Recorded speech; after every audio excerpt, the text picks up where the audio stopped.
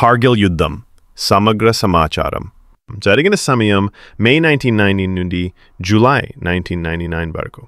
జమ్మూ కాశ్మీర్లోని కార్గిల్ ప్రాంతంలో యుద్ధం జరిగిన కారణం పాకిస్తాన్ దేశానికి చెందిన సైనికులు మరియు పాక్ మద్దతుతో ఉన్న ఉగ్రవాదులు భారతదేశానికి చెందిన కార్గిల్ సెక్టార్లోని భారత సైన్యం ఖాళీ చేసిన పోస్టులను ఆక్రమించడం.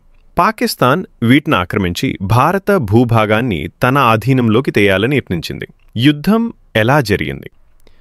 భారత సైన్యం ఆపరేషన్ విజయ్ అనే పేరుతో కార్గిల్లో ఆక్రమించబడిన ప్రాంతాలను తిరిగి ఆక్రమించేందుకు సైనిక చర్యలు చేపట్టింది. భారత సైనికులు ఎక్కువ ఎత్తైన మంచు పర్వతాల్లో శత్రువులపై పోరాడటం చాలా క్లిష్టమైన పని.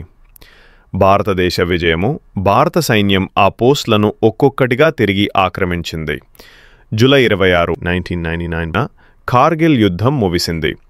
భారత సైన్యం విజయం సాధించింది.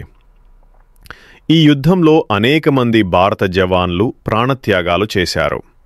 వీరిలో ముఖ్యంగా captain Vikram Batra, grenadier Yogendra Singh Yadav, lieutenant Manoj Pandey లాంటి వీరుల త్యాగాలు చిరస్థాయిగా గుర్తించబడుతున్నాయి.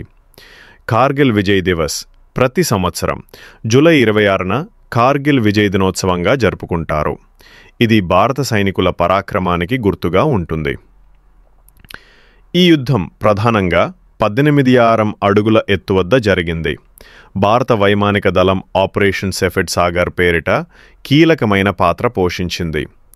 యుద్ధానికి సంబంధించిన సమాచారం మీడియా ద్వారా ప్రజలకు చక్కగా చేరింది. ఇది ఇండియాలో ప్రజల దేశభక్తిని పెంపొందించింది అని కోరుకుంటున్నాను.